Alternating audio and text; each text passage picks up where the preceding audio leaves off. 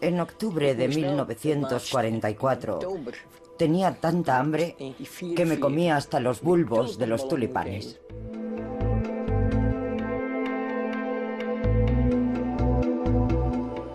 El hambre no puede afectar a los genes, pero sí creemos que el efecto de pasar hambre podría hacer que los genes se activasen o desactivasen.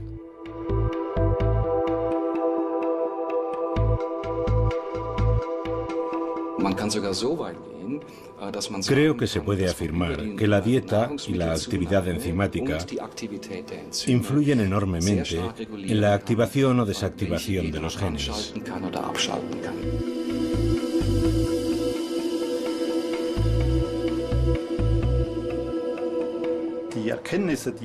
Los conocimientos que hemos adquirido, según determinados modelos, muestran claramente que el medio ambiente tiene un impacto en nuestros genes que puede transmitirse a las generaciones siguientes.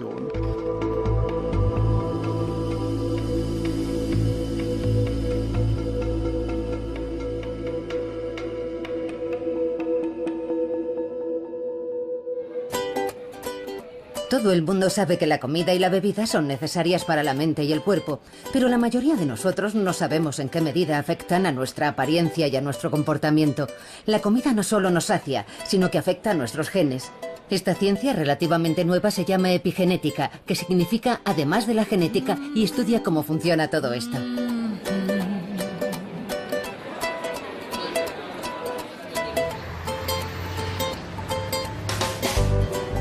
Anabel y Gemma Molero de Barcelona son gemelas idénticas.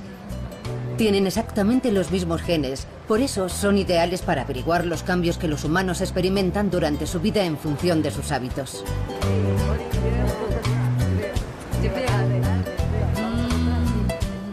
A la edad de 1 año seguían siendo prácticamente iguales. Bueno, siempre cuando éramos pequeñas hemos vivido juntas en casa de los padres. Pero cuando acabamos la carrera fuimos a vivir a Inglaterra y yo estuve 1 año y ella estuvo solo 6 meses. Y luego tú te fuiste a México, estuve 4 meses viviendo en México y también ahí nos separamos. Sobre todo, bueno, prácticamente toda la vida habíamos estado juntas, pero también a partir de los 14 años, cuando ya empiezas un poco a formar tu personalidad, nos empezamos a separar en cuanto a costumbres y hábitos. Vivir en lugares diferentes implica también llevar distintos estilos de vida. Hoy es fácil distinguirlas, ¿pero por qué? Sus genes, responsables de su apariencia, siguen siendo los mismos durante toda la vida. Sus hábitos alimenticios dan una primera pista. Mi alimentación realmente no está muy cuidada, no es muy saludable. Intento comer de todo, pero hay muchas cosas que no me gustan, muchas cosas que tengo alergia y no puedo comer. Entonces, sobre todo, como mucha pasta y como bastante carne. Bueno, lo que pasa es que yo hago bastante deporte, entonces intento cuidar mucho mi alimentación, como muchas verduras, muchas frutas. Creo que tengo una dieta bastante equilibrada. Además, a mí me gusta cocinar. Es evidente que la calidad y la cantidad de comida moldea el cuerpo, pero ¿en qué medida es permanente ese impacto en la persona y en sus genes? El doctor Manel Esteller trabaja en el Centro Nacional de Investigaciones Oncológicas de Madrid. Tiene su propia teoría sobre la causa de los cambios. Toma muestras de saliva que contienen el ADN de las jóvenes. Sus genes siguen siendo idénticos, pero algo ha cambiado.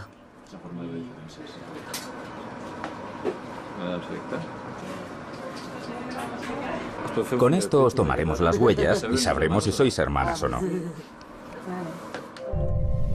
El núcleo contiene cromosomas. Están hechos de largas cadenas de ADN que contienen toda la información hereditaria, los genes. El ADN envuelve porciones de proteínas llamadas nucleosomas. Cuando los grupos metilos se posan sobre el ADN, los nucleosomas se unen. Esos segmentos de ADN metilados ya no pueden leerse. Los genes que los contienen se desactivan. En este caso hicimos una especie de doble estudio a ciegas. Por una parte respondieron a un cuestionario sobre su estilo de vida, qué tipo de alimentos consumían, si eran fumadoras o no. Al mismo tiempo teníamos los datos del ADN, teníamos el estado completo de metilación del ADN y cotejamos los datos de ambas y sorprendentemente, o no, encontramos que presentaban diferencias en la metilación del ADN por su diferente estilo de vida. La activación y desactivación de los genes explicaría por qué gemelos idénticos empiezan a ser diferentes en cuanto uno de ellos cambia el estilo de vida. Pero, ¿qué es lo que hace la metilación de ADN? ¿Qué ocurre cuando los genes se desactivan?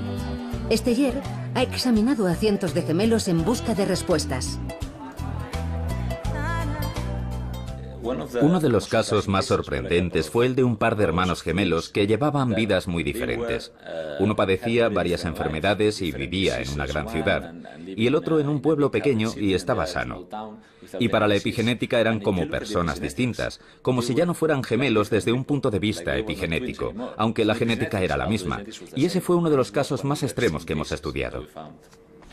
Para los científicos, el epigenoma es una especie de diagrama de circuito que muestra qué genes están activos y cuáles no. Él ha comparado esos diagramas en sus experimentos con gemelos. Aquí tenemos un estudio de gemelos y este ejemplo es de dos gemelos que tienen la misma enfermedad. Y esta línea recta indica que no hay diferencias epigenéticas. Estos gemelos tienen enfermedades diferentes y todos estos puntos que vemos aquí fuera de la línea recta indican que hay alteraciones epigenéticas. Estos gemelos tienen enfermedades distintas. Con un tratamiento adecuado, todos los puntos negativos aparecen otra vez en una línea recta, lo que indica que la epigenética puede cambiarse con los medicamentos adecuados. ¿Qué causa los cambios epigenéticos? ¿Qué hace que nuestros genes se desactiven o empiecen a funcionar de repente? La causa principal pueden ser los alimentos de los que extraemos los componentes básicos que nuestro cuerpo necesita y también las bebidas o venenos como el alcohol. Incluso los materiales sintéticos que tocamos o el tabaquismo juegan un importante papel. Los rayos ultravioleta del sol y las hormonas del estrés tienen una influencia epigenética. Las influencias de nuestro estilo de vida son básicamente lo que activa y desactiva nuestros genes y nos hacen lo que somos.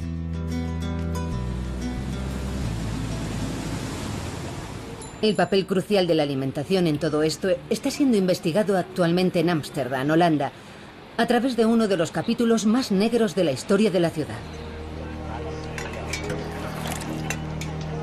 En el invierno de 1944-45, las fuerzas alemanas de ocupación bloquearon el suministro de alimentos como castigo a los holandeses. De pronto se quedaron sin apenas comida. Murieron miles de personas. El bloqueo duró casi 6 meses. Los niños y las mujeres embarazadas resultaron especialmente afectados.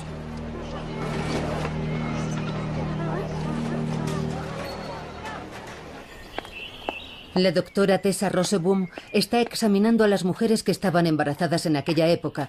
Quiere investigar los efectos a largo plazo de su malnutrición.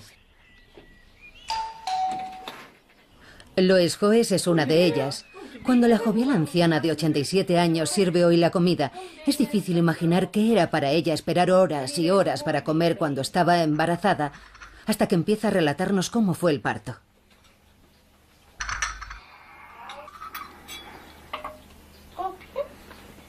Ik denk dat we dat even kunnen laten staan. Nou, ze hebben me eerst 3 dagen op enkel water laten liggen. Antes del alumbramiento, me envolvieron en sábanas mojadas durante 3 días, porque tenía una infección renal. En toen hebben ze hem opgewekt dat hij maar eerder Intentaron moest provocar el worden. parto para que mi hijo naciera antes. Want toen kreeg ik stuipen en toen Las hebben ze me contracciones eran muy vastgehouden. fuertes y tuvieron que atarme porque daba golpes a causa del dolor. Ik kon niks meer zien. Durante unos cuantos días estuve ciega y no podía hablar. Hier hing mijn tong La lengua me ervan. colgaba por aquí. Eso es todo lo que recuerdo. Dat is erg. Fue hoor. horrible. Het was net een gevild konijntje. El niño parecía un conejo desollado, muy delgado y largo. Volví a casa con él, pero no podía alimentarlo porque no tenía nada. No podía salir a la calle con él porque no tenía abrigo ni cochecito. En 1945 hizo muchísimo frío. ¿Cómo iba a cuidar de mi hijo? Nadie me ayudó.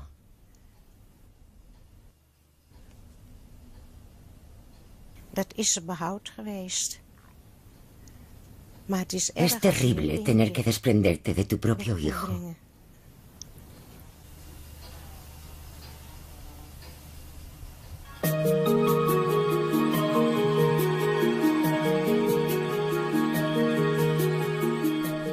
Este es el tipo de casos que llenan los archivos de su consulta.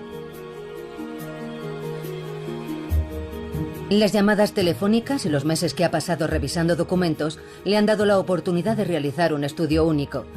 En ningún otro lugar se pueden estudiar las consecuencias de una malnutrición extrema en mujeres embarazadas y bebés neonatos durante un periodo tan prolongado como en los 6 meses que duró el bloqueo de alimentos. Cientos de mujeres de diferentes extractos sociales y sus hijos resultaron igualmente afectados. Todas dieron a luz en el hospital Wilhelmina. Tenemos el registro de los nacimientos de niños nacidos en Ámsterdam, en el hospital Wilhelmina, en la época de la hambruna, antes, durante y después de la hambruna, y los hemos seguido hasta la madurez. Hemos estudiado su estado de salud y los hemos comparado con quienes sufrieron hambre durante el embarazo y con los que nacieron antes o fueron concebidos después de la hambruna. Roseboom ha dado con varias generaciones de la familia Fafiani. La científica ha interrogado durante horas a madre e hija sobre el invierno de la hambruna y las décadas siguientes.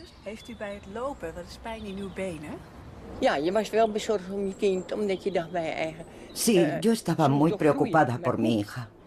Sabía que tenía que criarla, pero ¿cómo?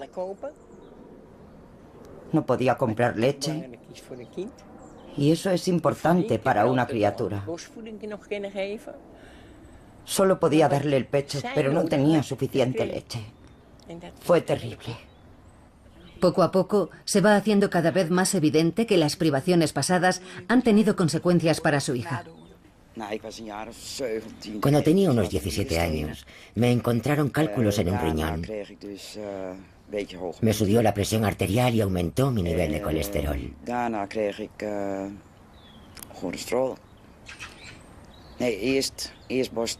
No, primero tuve cáncer de mama y luego me subió el colesterol. Toda mi vida he tenido problemas de salud. El hecho de tener mala salud le ha hecho pensar en una explicación. No tengo explicación para ello. Tuvo que ser el invierno de la hambruna, porque mi hermana es unos años más joven y no tiene ningún problema.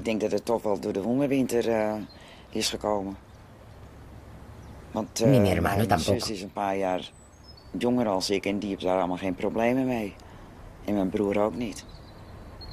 Pero yo tengo todos los problemas.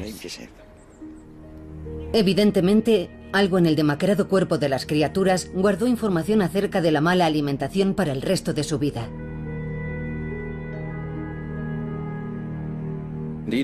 Lo interesante fue observar que las personas que nacen con poco peso, que son pequeñas al nacer, tienen un riesgo muy alto, más alto de desarrollar enfermedades durante su vida, como la diabetes tipo 2 y enfermedades cardiovasculares. A esto lo llamamos enfermedades del adulto programadas por el medio ambiente.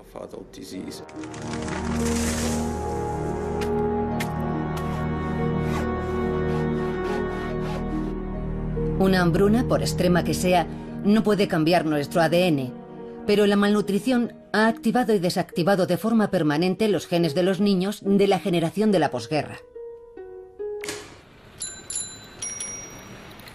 Produjo una extraña reacción en la naturaleza, cuyos efectos son evidentes todavía. Lo que resulta fascinante desde el punto de vista de la epigenética es que algo que ocurrió hace tiempo solamente produce un efecto biológico más tarde. Y eso se debe a que la epigenética confiere memoria a las células, en las que deja marcas muy estables. Y unas décadas después pueden propagar esa memoria de los primeros años de vida. Los dramáticos efectos que pueden tener los genes desactivados por los alimentos se pueden ver en estudios con animales.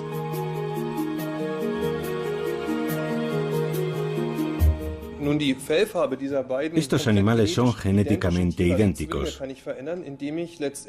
pero puedo cambiar el color de su piel si, por ejemplo, añado más productos de soja a su dieta. Las hormonas de la soja hacen que cambien los genes responsables del color, de la piel o del pelaje. ¿Pero pueden estos resultados en los ratones ser transferidos a los humanos? ¿Los alimentos que consumimos a diario pueden afectar en una medida semejante a nuestros genes?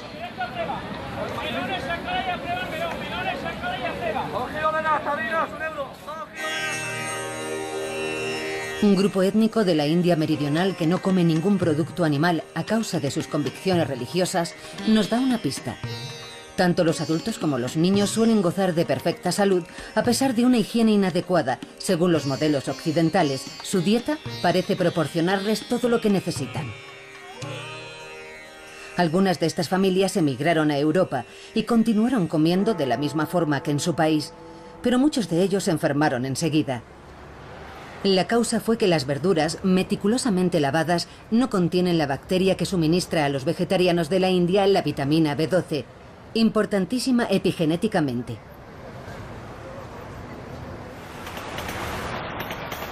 Otro fenómeno epigenético se descubrió en Japón y se conoce como la paradoja japonesa. A pesar de ser una sociedad industrializada y muy activa, el país tiene una incidencia más baja de cáncer que otros países similares. La solución al enigma era el té verde. Esta infusión está tan extendida en Japón que su consumo reduce muy significativamente la estadística de casos de cáncer. Si las hojas frescas de té se hierven en agua, se obtiene un producto químico único. Esa sustancia reactiva cierto gen que suele volverse inactivo con la edad.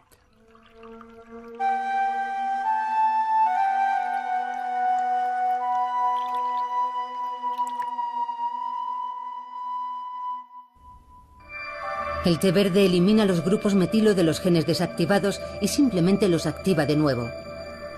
Los genes reactivados empiezan a producir las sustancias propias del cuerpo que luchan contra el cáncer. Creo que lo maravilloso es precisamente que en teoría cada enfermedad puede tener un componente epigenético muy importante, porque prácticamente todos los genes del genoma están regulados por marcas epigenéticas.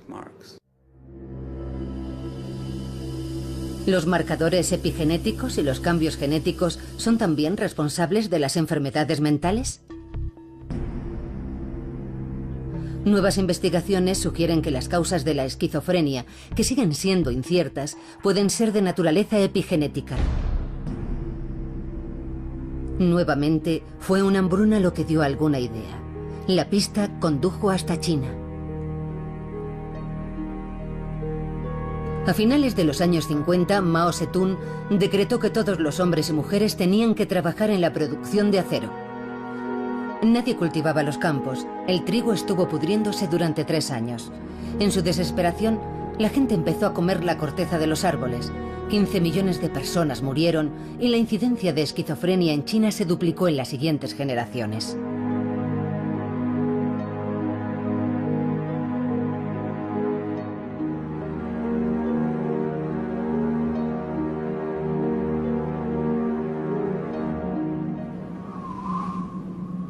Esta situación concuerda con un estudio hecho en Dinamarca.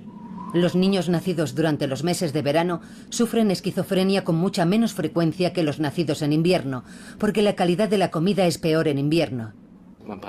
Se necesitan alimentos con un alto contenido de grupos metilo. Pueden ser folatos, que contienen las berenjenas y las judías, por ejemplo. Si como esos alimentos, las enzimas que pueden liberar metil permanecen activas. Conocemos la conexión entre la metilación y la actividad genética. Incluso podemos llegar a decir que por medio de los alimentos que consumimos podemos regular en gran medida la actividad enzimática o incluso anular o activar ciertos genes. Nuestros cuerpos renuevan constantemente sus células mediante la división celular. Ninguna parte de nuestro cuerpo tiene más de 7 años. Los materiales para esta obra de construcción de toda una vida provienen de lo que comemos. Para dividirse, las células tienen que realizar una inimaginable proeza. Nuestro ADN contiene 3.200 millones de pares de bases. Si esta división celular tarda en producirse 24 horas, nuestras células tienen que mover más de 44.000 pares de bases al lugar correcto cada segundo. Si las células no tienen todo el material de construcción necesario a causa de la malnutrición, pueden producirse errores y se pierde información. Los desórdenes alimenticios, como la bulimia, hace mucho tiempo que forman parte de la sociedad moderna, pero incluso las modelos que pasan hambre para mantenerse delgadas querrán tener hijos un día. ¿Qué ocurre si todos los materiales de construcción que necesitan las células para desarrollarse correctamente en el útero, como el ácido fólico y la vitamina B12, no están disponibles porque la madre vomita continuamente durante el embarazo?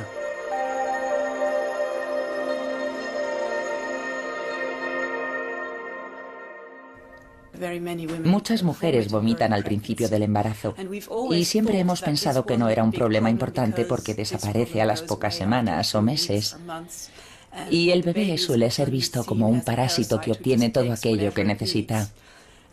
Pero este estudio ha demostrado que si existe malnutrición al principio de la gestación, aunque después no vuelva a producirse, tendrá un gran efecto en su salud. Así que actualmente estamos estudiando a mujeres que sufren de náuseas extremas y vómitos durante el principio del embarazo e intentamos averiguar si sus hijos son menos sanos. Y si es así, ¿cómo podemos ayudar a esas mujeres con una alimentación extra durante los primeros meses de la gestación? ¿Cómo pudo desarrollarse la vida en la Tierra a partir de la interacción de los elementos? ¿Cómo evolucionaron los organismos unicelulares en la diversidad de especies que tenemos hoy? ¿Y cómo puede adaptarse la vida al peligro de los constantes y repentinos cambios? Son algunos de los grandes misterios de la vida. Mientras no tengamos las respuestas, solo podemos verlo como un milagro que hay que investigar. Las leyes de la evolución, con sus instrumentos de mutación y selección, ofrecen una explicación solo parcial a este milagro. La epigenética puede funcionar a una escala mucho más rápida, activando y desactivando genes en una sola generación. Permite respuestas más ágiles frente a los cambios ambientales. La epigenética se ha convertido rápidamente en el boom de la ciencia biológica. Por ello, los científicos de la Red de Excelencia del Epigenoma se han reunido en Madrid para intercambiar los resultados de sus últimas investigaciones. Reina un ambiente de euforia. Es realmente extraordinario. Y es tan extraordinario porque es algo que la gente puede cambiar y debe cambiar. Se trata básicamente de cómo el ambiente influye en nuestro genoma. Y el hecho de que el entorno ambiental influya en la forma de trabajar de nuestros genes es de vital importancia para todo el mundo. Y esta es la parte negativa. Estamos ante una nueva generación que ha crecido con un sentido muy desarrollado de la importancia de su dieta. Los resultados de las investigaciones de los epigenetistas evidencian científicamente el motivo por el cual algunos alimentos estaban muy bien considerados antiguamente. El aceite de hígado de bacalao y el pescado activan en invierno los genes que producen anticuerpos. Algunas frutas de verano previenen el crecimiento incontrolado de las células, el cáncer. Los viejos maestros inmortalizaron algunos de los alimentos más activos desde el punto de vista epigenético, sin ser siquiera conscientes de ello. La primera en sospechar el poder curativo del brécol fue Catalina de Medici, reina de Francia. La salud de los 10 hijos que engendró era muy frágil y algunos murieron muy jóvenes. Catalina hizo traer plantas de brécol de Italia, su país natal, y a partir de entonces todos sus hijos sobrevivieron. La epigenética plantea la vieja cuestión de si nuestro ADN contiene toda la información que determina nuestro desarrollo. ¿Es suficiente conocer nuestra secuencia de ADN? Las publicaciones actuales más destacadas, como el mapa del genoma humano y algunos modelos de otros organismos, nos demuestran que conocer el ADN no es suficiente. La secuencia del ADN humano contiene más de 3.000 millones de letras y más de 25.000 genes. Sin embargo, esa información no basta para decir: esta célula es una célula madre, esta es una célula vieja o esta es una célula enferma. No es suficiente.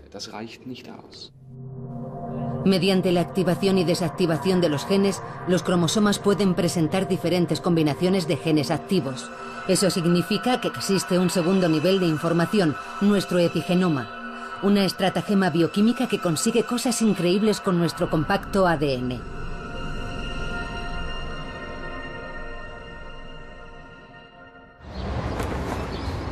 Recientemente se ha hecho un sensacional descubrimiento en Suiza que podría tener repercusiones inimaginables en la investigación. En la Universidad de Basilea, el epigenetista Renato Paro calentó a 37 grados los huevos de la mosca de la fruta.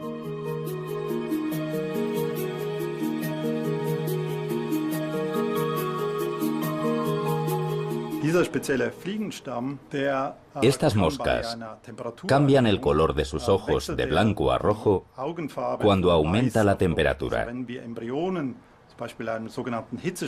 Si exponemos los embriones al calor, las moscas nacen con los ojos rojos. Sin embargo, el verdadero y sensacional hallazgo de Paro y sus colegas se produjo cuando inspeccionaron el color de los ojos de las crías de dichas moscas. Había ocurrido algo que supuestamente no debía ocurrir. Descubrimos que la descendencia de esas moscas también tenía los ojos rojos, aunque las crías no habían estado expuestas a factores ambientales externos, como un aumento de la temperatura. Resultó que esos rasgos podían transmitirse epigenéticamente. La herencia epigenética significa que las características adquiridas se transmiten a la siguiente generación.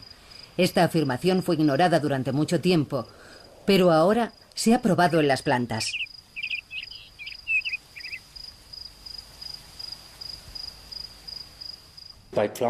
Tenemos varios ejemplos en plantas en los que las características epigenéticas se han transmitido a las generaciones siguientes. Hay variaciones de color que han pasado a las semillas y a los pétalos debido a los cambios epigenéticos. Creo que la epigenética permite reacciones rápidas y si los cambios son beneficiosos para las plantas, pueden ser transmitidos. Se han descrito un buen número de procesos epigenéticos en las plantas y estamos averiguando que los mismos mecanismos funcionan en animales.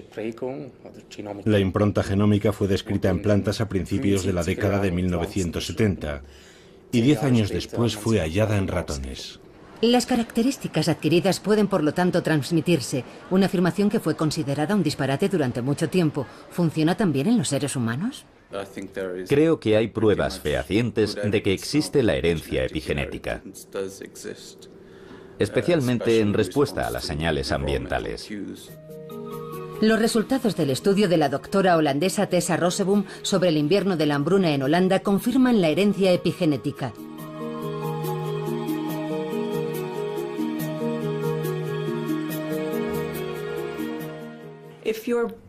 Los bebés que nacen en lugares con una climatología extrema serán muy eficientes procesando los alimentos. Y si siguen una dieta típicamente occidental, al ser tan eficientes, almacenan una gran cantidad de grasas en los tejidos y también en las arterias. Y cada vez son más propensos a sufrir ataques cardíacos, por ejemplo. La doctora Rosseboom ha examinado las pruebas realizadas a voluntarios en busca de cambios epigenéticos heredados. Mi hija sufre a menudo infecciones en la vejiga. No sé si tiene que ver con el invierno de la hambruna.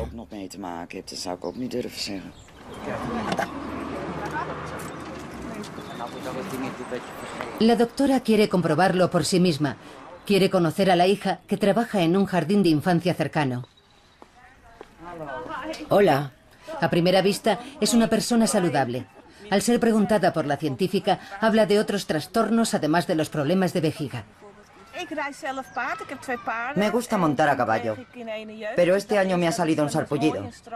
Al principio pensé que era por la paja y el heno, pero luego he averiguado que tengo alergia al polen. La hija de la señora Fafiani dice que tiene alergia.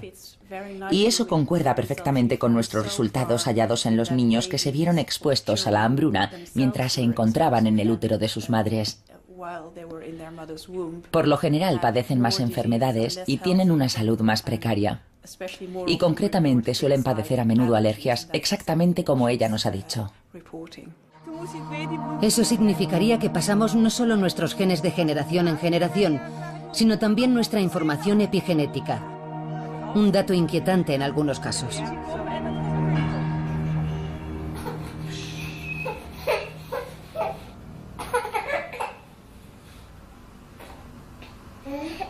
Los bebés que están en el útero y los recién nacidos se ven afectados por la alimentación que reciben. Lo que comen en los primeros meses de vida programa sus cuerpos para el resto de su existencia. No solo es importante el alimento, sino el material donde se sirve. Los biberones hechos de policarbonato contienen una sustancia que se desprende en pequeñas cantidades.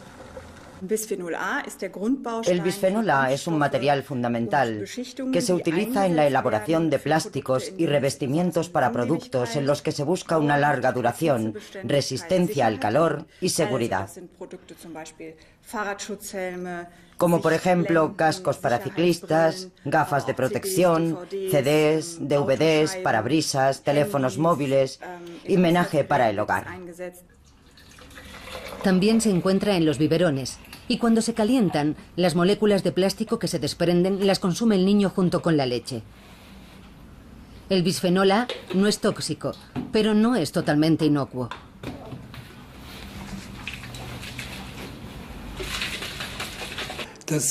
El Instituto de Evaluación de Riesgos de Alemania Federal lleva mucho tiempo estudiando el bisfenol A, ya que es un producto muy importante de la industria química.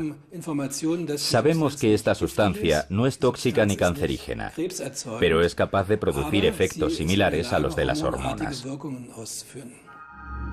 Debido a su estructura molecular, el bisfenol A se adhiere a nuestros receptores de estrógenos. Estos receptores se vuelven entonces activos y pueden activar genes que deberían permanecer inactivos. Hay varias publicaciones científicas que indican que incluso la ingesta de minúsculas cantidades de bisfenol A puede provocar cambios en la pubertad. Por ejemplo, puede causar cambios en el crecimiento de las glándulas mamarias y en el tamaño del útero o de la vagina. Los investigadores sospechan que el bisfenol A puede incluso programar el cuerpo de las niñas para que acelere su paso a la pubertad. Hay muchas niñas que ya han desarrollado pechos y se quejan porque son demasiado jóvenes. Yo soy muy joven todavía, solo tengo 9 años. En experimentos realizados con animales, la conexión entre la madurez sexual y este omnipresente producto químico ya ha sido probada. Las autoridades europeas todavía no ven motivo para actuar porque consideran que no afecta a los seres humanos, a pesar de que el calentamiento continuo degrada gravemente esta sustancia y los primeros dientes hacen el resto. Un dato importante cuando se evalúan los efectos del bisfenol A es que los humanos lo metabolizan total y rápidamente. Si el metabolismo humano elimina inmediatamente esta hormona artificial, ¿cómo se explican entonces los resultados obtenidos en el Hospital Charité de Berlín? Fuimos el primer grupo del mundo que probamos la presencia de restos de bisfenol A en la sangre de las mujeres embarazadas y de sus hijos recién nacidos. Los genes se activan y desactivan durante la etapa fetal, preparando a los futuros recién nacidos lo mejor posible para la vida. Algunos de los genes activados permanecen activos durante varias generaciones. ¿Estamos manipulando los genes de nuestros nietos sin ni siquiera saberlo? La hormona artificial bisfenol A no solo se encuentra en los biberones. La mayoría de latas de conserva están recubiertas con bisfenol A y después de llenarlas se someten a un breve proceso de calentamiento.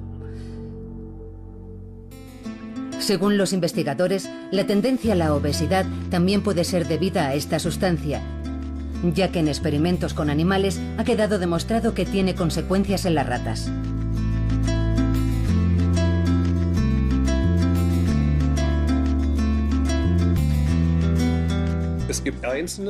Existen estudios basados en experimentos con animales que indican que el bisfenol A puede influir en la producción de células grasas y por consiguiente en el peso. El estudio de Schoenfelder y otros 160 documentos advierten de los riesgos del bisfenol A. Las compañías fabricantes de plásticos han encargado estudios muy exhaustivos basándose en un patrón específico. En ellos se dice que el bisfenol A es totalmente inofensivo.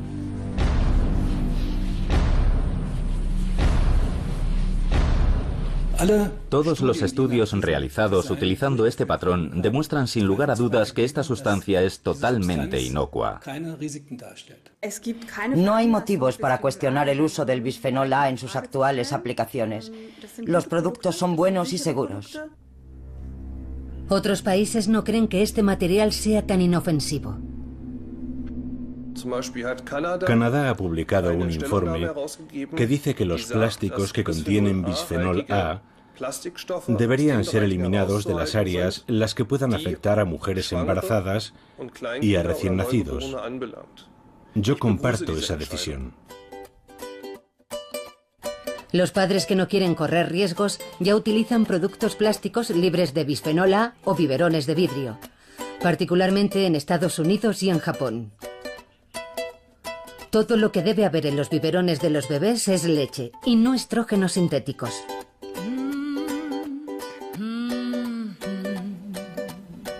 Lo que comemos influye en nuestra salud, a veces para el resto de nuestra vida. Por eso la dieta de las mujeres embarazadas y de los niños es tan importante. Solo que es ahora cuando empezamos a entender su verdadera trascendencia. La epigenética comenzó estudiando el cáncer, pero ahora sabemos que es aplicable a otras enfermedades y desórdenes mentales, como por ejemplo el Alzheimer o las enfermedades cardiovasculares. Y creo que constituirá la nueva frontera en el estudio de las enfermedades humanas. Nuestro tracto digestivo es una zona que suele verse afectada por tumores cancerosos. En Berlín, los epigenetistas han aunado fuerzas con los médicos para que esta joven ciencia pueda estar al servicio de la prevención del cáncer lo antes posible. Es una gran ventaja descubrir el cáncer de colon en sus primeras etapas. Naturalmente es mejor descubrir el problema antes de que se convierta en canceroso y así poder prevenir el cáncer. Si se diagnostica a tiempo, los pacientes tienen muchas posibilidades de recuperación. En caso contrario, la situación deviene mucho más grave. Para prevenir estados irreversibles, se ha desarrollado un nuevo procedimiento en Berlín. Basta con un análisis de sangre convencional. El ADN de los pacientes se extrae entonces del plasma sanguíneo.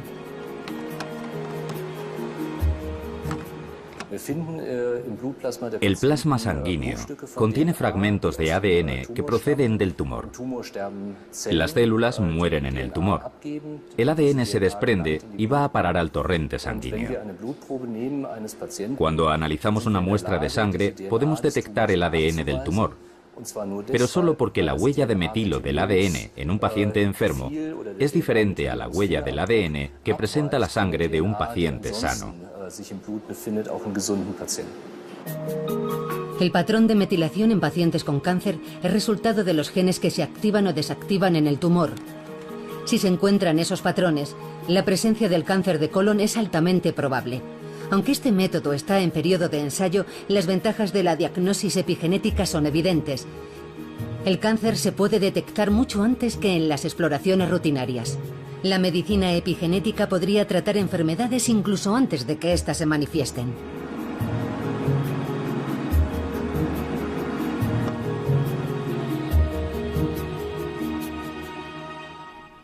Una dieta adecuada puede prevenir lo peor. Las superestrellas de la dieta epigenética son los aguacates, el brécol y las granadas, cuyos milagrosos efectos se han probado hace mucho tiempo.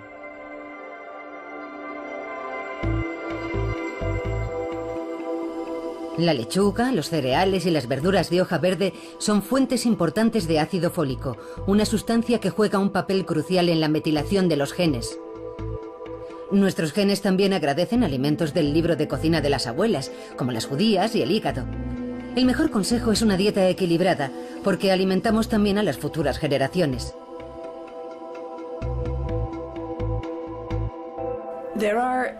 Hay alimentos especialmente indicados por su relevancia durante el embarazo. Por ejemplo, el consumo de pescado azul es muy importante. Y también las verduras de hoja verde tienen una gran importancia en la dieta.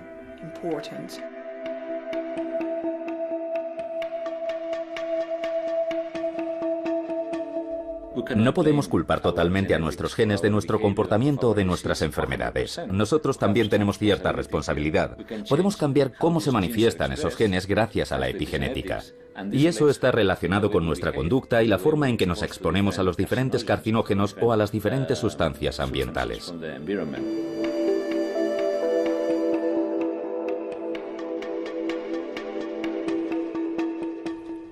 Las cuestiones relativas a la composición de nuestra dieta, el metabolismo de las vitaminas y otras cuestiones que afectan a nuestro organismo son aspectos cruciales de la epigenética.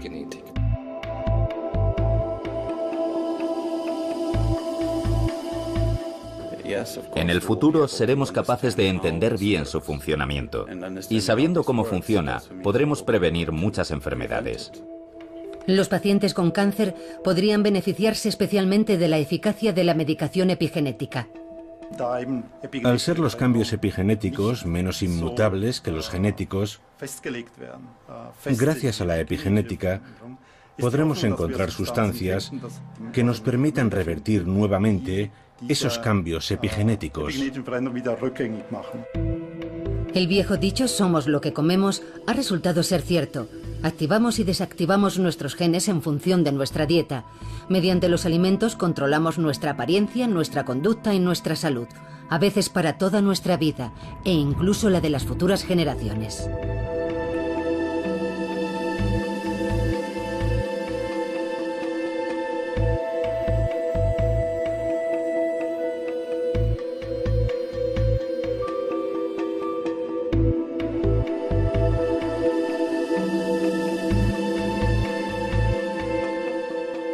ADN que contienen toda la información hereditaria, los genes.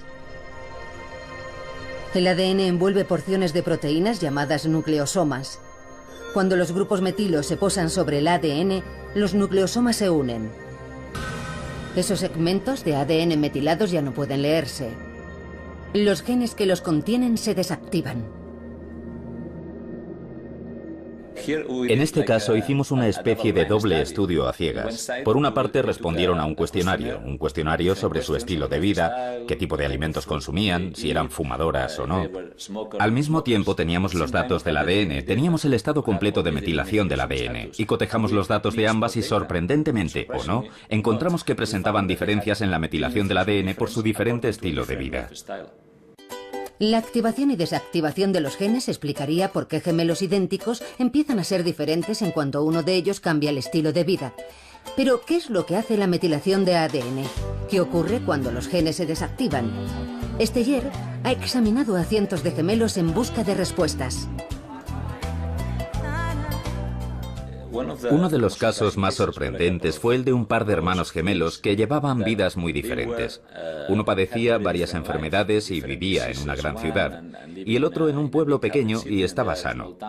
Y para la epigenética eran como personas distintas, como si ya no fueran gemelos desde un punto de vista epigenético, aunque la genética era la misma.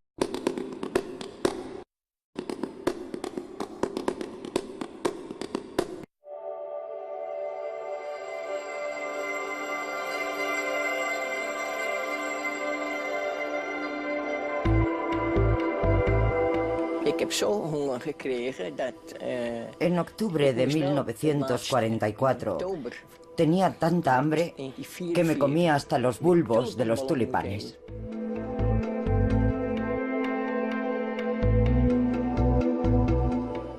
El hambre no puede afectar a los genes,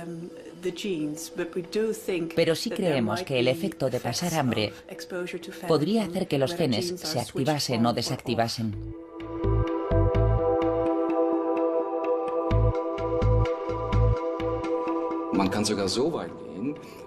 Creo que se puede afirmar que la dieta y la actividad enzimática influyen enormemente en la activación o desactivación de los genes.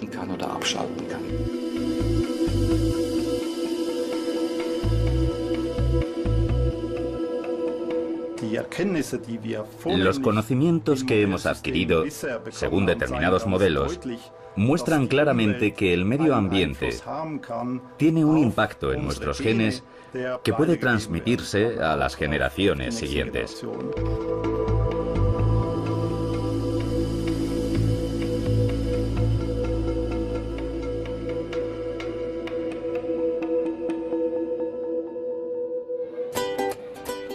Todo el mundo sabe que la comida y la bebida son necesarias para la mente y el cuerpo, pero la mayoría de nosotros no sabemos en qué medida afectan a nuestra apariencia y a nuestro comportamiento. La comida no solo nos sacia, sino que afecta a nuestros genes.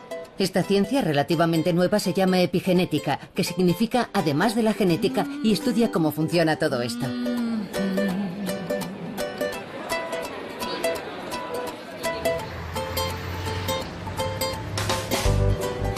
Anabel y Gemma Molero de Barcelona son gemelas idénticas. Tienen exactamente los mismos genes, por eso son ideales para averiguar los cambios que los humanos experimentan durante su vida en función de sus hábitos.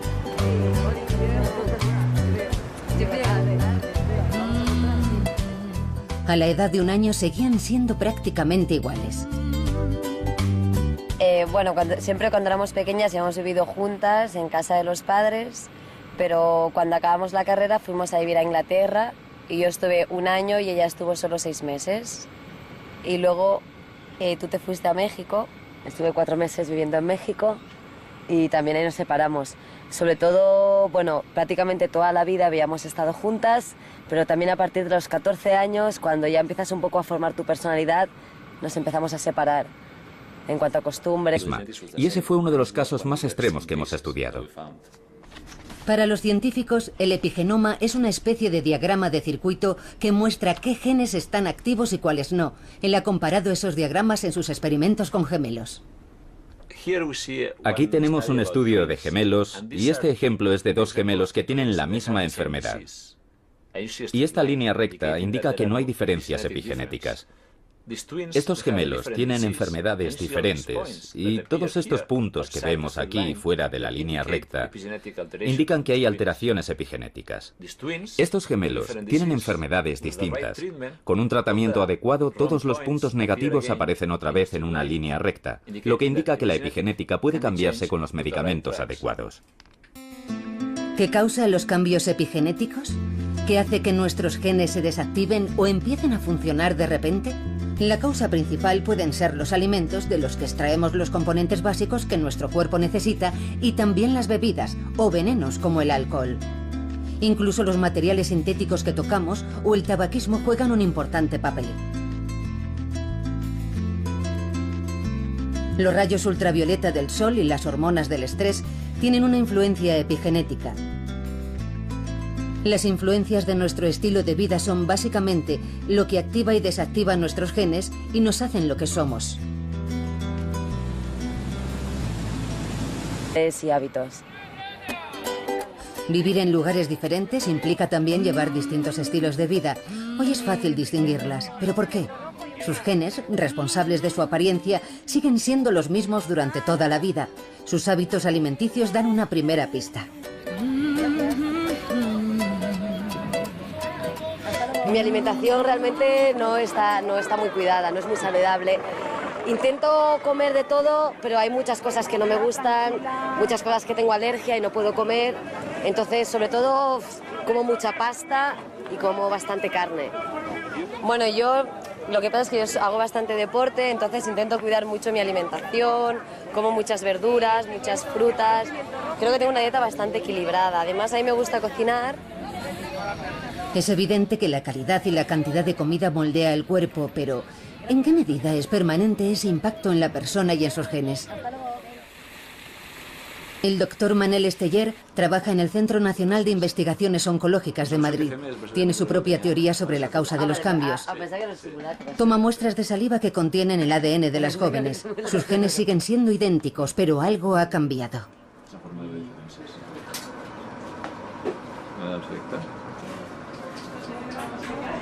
Con esto os tomaremos las huellas y sabremos si sois hermanas o no. El núcleo contiene cromosomas. Están hechos de largas cadenas de